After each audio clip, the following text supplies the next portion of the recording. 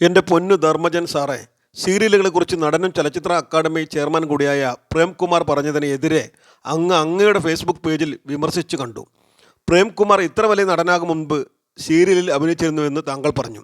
അത് ശരിയാണ്. അതിലെന്താണ് തെറ്റ്? പ്രേംകുമാർ എന്താണ് പറഞ്ഞത് എന്ന് അങ്ങ് ഒന്നുകൂടി വിവേകത്തോടെ ചിന്തിക്കുക. പ്രേംകുമാർ എന്താണ് പറഞ്ഞതെന്ന് ഞാൻ ഒന്നുകൂടെ പറയാം. സീരിയലുകൾക്ക് സെൻസറിങ് ആവശ്യമാണ്.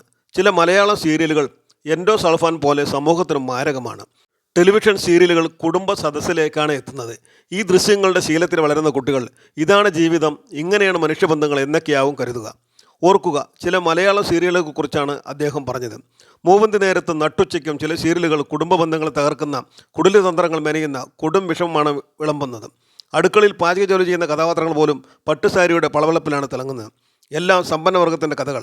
വിദ്വേഷം, പക, സ്നേഹമില്ലായ്മ, കൊലപാതകം ചെയ്യാനുള്ള ഗൂഢാലോചന തുടങ്ങിയ വികാര പ്രകടനങ്ങളെ പെരുങ്കളിയാട്ടം കൊണ്ട് സമ്പന്നമാണ് ചില സീരിയലുകൾ. സാധാരണക്കാരായ ഒരു കഥാപാത്രവുമില്ല. ചാനലുകൾ തമ്മിൽ റേറ്റിംഗിൻ്റെ മാരത്തോണിൽ ഒന്നാമതെത്താനുള്ള പകിട കളിയാണ്. എൻ്റെ പൊന്നു ധർമ്മജ, ഈ അഭിപ്രായം പറഞ്ഞിരിക്കുന്നത് പ്രേംകുമാർ മാത്രമല്ല, നേരത്തെ തന്നെ ഇവിടുത്തെ വനിതാ കമ്മീഷനും ഇതേ അഭിപ്രായം പറഞ്ഞിരുന്നു. ധർമ്മജ, ഒരുമാതിരി കബൂർ വർത്തമാനം പറയരുത്. മീൻ കച്ചവടം പോലെയല്ലെന്ന് ചുരുക്കം. എല്ലാ സീരിയലുകളിലും ഉണ്ടാകും ഒരു ഗ്രഹനാഥൻ, പഴം പുഴുങ്ങിയതുപോലെ ഒരെണ്ണം, ഭാര്യയുടെ പിറകെ നടക്കാൻ മാത്രം ഒരാൾ. ചില സീരിയലുകളിൽ കൊലപാതകമൊക്കെ പ്ലാൻ ചെയ്യുന്നത് സ്കൂളിൽ പഠിക്കുന്ന കുട്ടികളാണ്. നമ്മളൊക്കെ ആ പ്രായത്തിൽ കിട്ടുന്നതും തിന്ന് എവിടെയെങ്കിലും കിടന്നുറങ്ങിയായിരിക്കും. ചുമ്മാ ഉള്ളി പൊളിച്ചതുപോലെയുള്ള കാര്യത്തിനൊക്കെയാണ് ഒരു മനുഷ്യൻ മറ്റൊരു മനുഷ്യനെ തട്ടിക്കളയുന്നത്. എന്താ ധർമ്മജ ഈ പറയണേ? ഒരു സമൂഹത്തിന് മുഴുവൻ ദുഷിപ്പിച്ച് വേണോ എപ്പിസോഡിൻ്റെ കാശ് വാങ്ങി നിങ്ങൾക്ക് ജീവിക്കാൻ?